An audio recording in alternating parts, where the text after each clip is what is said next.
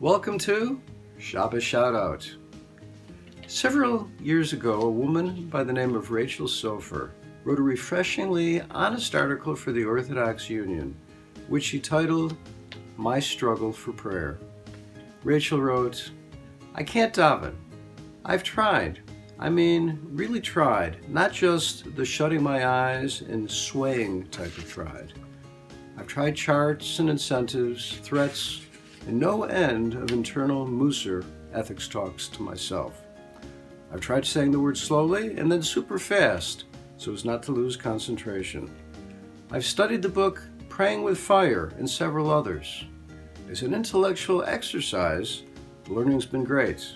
In terms of my davening, it was basically pointless. I've even tried completely stopping to daven for a couple of weeks so that when I started again, it would be exciting and fresh. It was nice, she wrote, not to daven. I have such respect for Rachel for sharing her thoughts in such a forthright manner. What can we do to connect with davening, with prayer? At the age of 91, Yosef Zalman Kleiman still vividly remembers the trial of Adolf Eichmann, where he was one of over 100 witnesses who delivered testimony. Decades after the Eichmann trial, Yosef Zalman is still telling his story and is quite famous in Israel. The footage of his testimony at the Eichmann trial is studied in Israeli schools today, and until Corona, Yosef often spoke to students in their schools. During Kleiman's testimony, the prosecutor Gideon Hausner asked him to repeat the specific story that he had discussed with him during their meeting. There was hardly a dry eye in the room when Yosef Zalman related the following.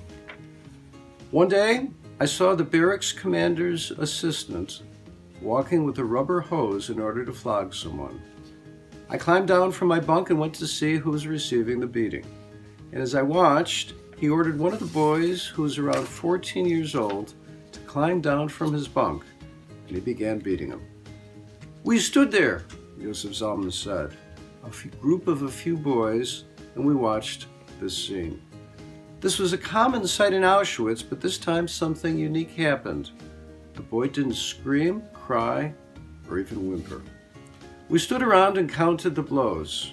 We counted to 20, then 30, and we were all astounded by the fact that he wasn't making a sound. We had never seen anything of the sort before. After the 40th blow, the deputy commander of the barracks turned him over on the ground and began beating him on his face and legs, but he still didn't utter a peep.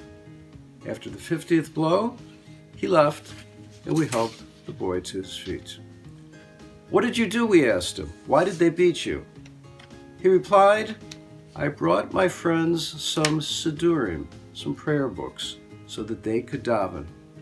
And then he looked at us, and he added, it was worth it. That was all he said. I began with the story of Rachel Sofer, who wrote about her struggle with prayer. Rachel ended her essay with the following brief story and insights. Menachem Begin, former Prime Minister of Israel, was holding a meeting in his house. A religious cabinet member excused himself and tucked into a corner to whisper a speedy mincha, afternoon prayer. What's the point? The Prime Minister asked him. Do you think that a tefillah, a prayer like that, accomplishes anything? No, replied the fellow honestly, but at least I'm trying. And I know if I do that 3 times a day, eventually I'll make some sort of connection. But if you never even go through the motions, and Rachel added, I found that story to be tremendously inspiring. See, even if I'm just going through the motions, there is a point. One of these days, she added, I'm going to make a connection. Do you have a hard time praying? If you keep at it, one of these days, you'll make a connection. Keep trying. It'll be worth it. Good Shabbos.